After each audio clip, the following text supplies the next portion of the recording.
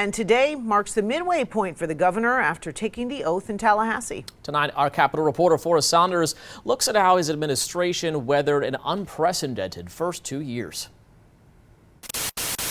Sail on, O ship of state, for the future of Florida is strong and great.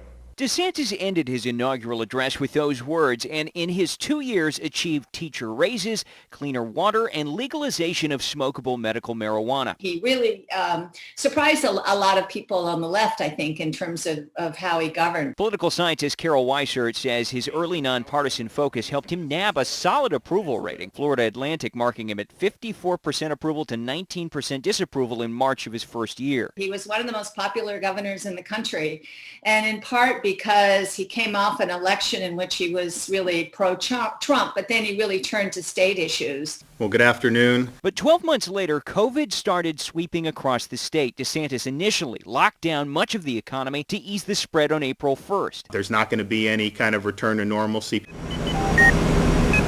Deaths and cases climbed in the following weeks, tourism dried up, and the state's unemployment system failed.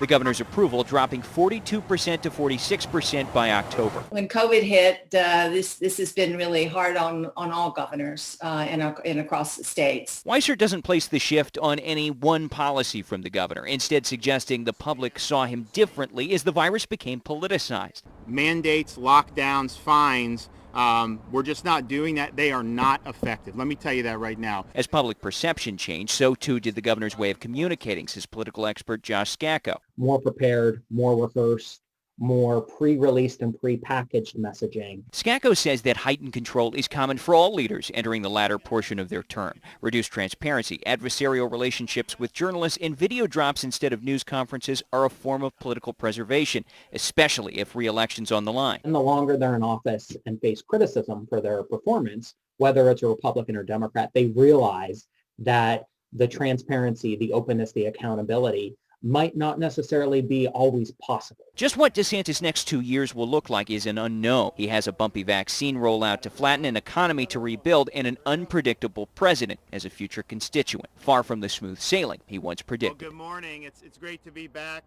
in Pensacola. I want to thank